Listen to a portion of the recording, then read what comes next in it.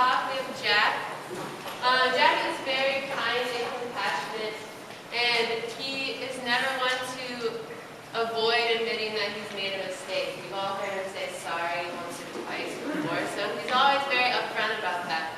I think that's really something to be proud of. Like, you can't grow really without admitting that you messed up, right? So I really enjoyed hearing Jack and his reflections on how he's grown throughout middle school, and I hope you all do too. So without further ado, Jack.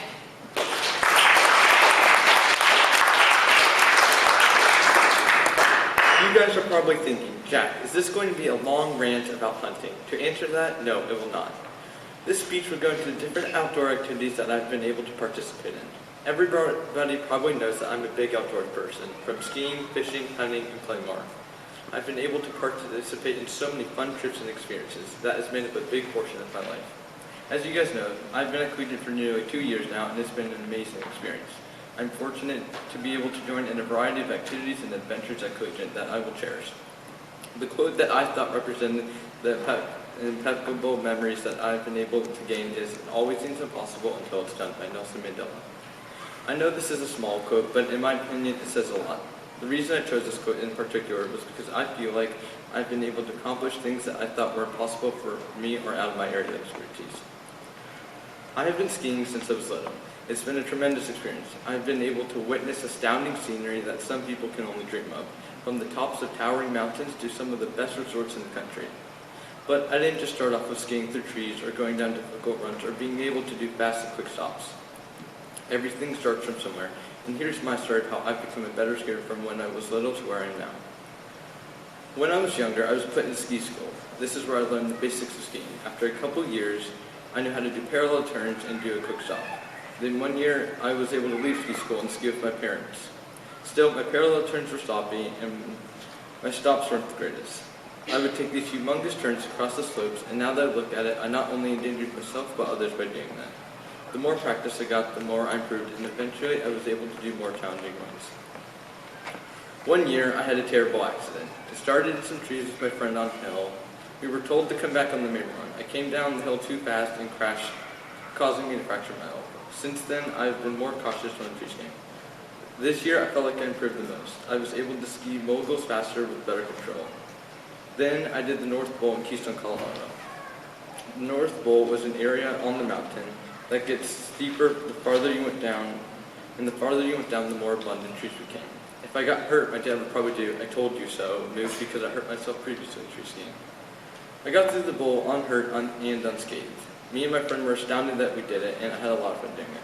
But when I was younger, I thought it was nearly impossible for me to do what I'm doing today in skiing. So that shows if you put effort and some practice into something, it's out of this world of what you can accomplish. Last year was the first time I took a world language. At my old school, they did not assign world languages, so learning Spanish has been a challenge. When I heard words and phrases in Spanish, I did not know what the class or my teacher was saying. I felt like I would never be able to understand or learn this language. Eventually, it got easier. I was able to pick up some words here and there, and soon I was able to make sentences. I think my Spanish has improved even though I just started speaking it last year. Since I've had this opportunity to learn Spanish, I got also a glimpse of Spanish-speaking cultures and countries. I learned about many diverse traditions. One example is Dias de los Muertos, which means Day of the Dead. I think it's been a fun experience learning Spanish. If I didn't have the amazing opportunity to learn this language, I would have missed out on a vast amount of great things. So I want to thank Mr. Nieto and Ms. Bone for teaching me this language and the cultures of some of the Spanish-speaking countries. One of the things that I think of when thinking of social is my Boy Scout troop. My troop is a unique troop. I say that because when the adults turn their head in another direction, somehow a butterfight breaks out. One of the best things about my troop is that we're able to go a lot of places, from just regular camping every month to week-away summer camp.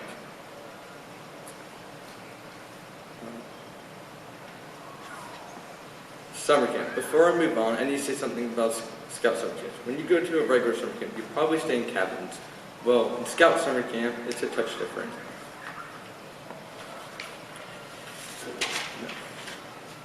You have to sleep on sketchy cots in an old, almost like military tent, and it might not sound bad, but wait till I tell you what sometimes can make a sudden transition.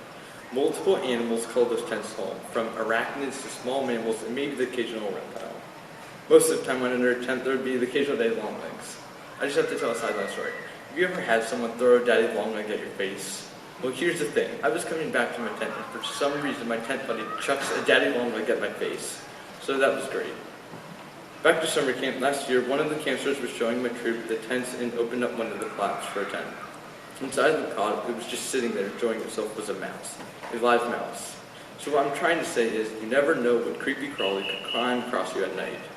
Besides that, I've learned a fair amount of survival skills from my troop, like how to tie a strong knot, set up a fire, and plenty others. I feel like I'm now prepared for most scenarios that the future could hold. Thanks to my troop, I've been able to witness and obtain great memories. One of my personal favorites is when I went small boat sailing at summer camp. Partner and I were told by our counselor to practice flipping the sailboats, then flipping them back over. When we went to one side and pulled it, it started tilting. I felt like I was in the movie Titanic, so I overreacted and made it dramatic to be funny. I would have never thought that I would have been able to learn how to sail a boat, and that shows that things might seem impossible, but the impossible can always be accomplished. All of those great memories and more make my trip, in my opinion, one of the best. Some of the things that I value about my trip is the amazing experiences, skills, and friends I'm able to make. I'm truly grateful to be part of such a fun organization. And the experience that has changed my outlook was last year when I was a part of the Service Learning Club. Last year for Service Learning Club, we decided to help Gillis Club. In Gillis Club, we cleaned most of the main places where people relaxed or had fun. I thought it was very thoughtful for us to help those people who have been affected by cancer. As we cleaned everything, it was like it was new in touch. Gillis Club has provided this program that lets people that have been not diagnosed with cancer to enjoy a normal life. Those people are able to stop worrying about the future and are able to enjoy the present. Gillis Club has done something that people maybe about 100 years ago thought was impossible. They have provided this great program that lets people who have been diagnosed to look at the positive light. I'm really happy that I got to help those people by even doing the minor things. I'd like to make some dedications. First, to my parents, Mom, Dad. You guys have taken me on so many fun, memorable trips. You guys are always there for me when I need help, and I want to thank you guys for encouraging me to go to collegiate. Since I've been able to come to this extraordinary school, I feel prepared for high school. I know it was a rough transition here, but I'm grateful that I had the opportunity to come to collegiate. I also wanted to recognize Mr. Beasley. Mr. Beasley, you are the best English teacher I've ever had. You have pushed us to our limits, and your class is always enjoyable. I know for the most part I struggle with turning in my assignments on time, but you're always there if I need help. And since you pushed me to my limits, I was able to score above average on the high school placement test for English. So, thank you, Mr. Beasley. Another dedication is to my friend James Henry. James, you are one of the funniest and most caring people I know. You were always by my side. You were by my side when I broke my arm, and you went down to the lift to find Ski Patrol to help me. James, you're one of my oldest friends, and I want to thank you for being a truly great friend. My next dedication is to my older cousin Porter. You've always been there for me and encouraged me along when it even seems impossible. When I broke my arm, you chose to stay with me for the majority of the trip instead of joining everyone else on the mountain. Even though you are over 1,000 miles away, I can call you to get help. My final dedication is to Mrs. Crawford. Mrs. Crawford, you have helped me in a tremendous way in math, and I'm so grateful. You listened to my problems and helped me with my organization. So thank you, Mrs. Crawford, for everything you've done. In the end, the point I'm trying to show is something might seem impossible. It might feel like you might never be able to overcome it or accomplish it. But like Nelson Mandela said, it always seems impossible until it's done. So if you try, I'm positive that the possible will become the possible.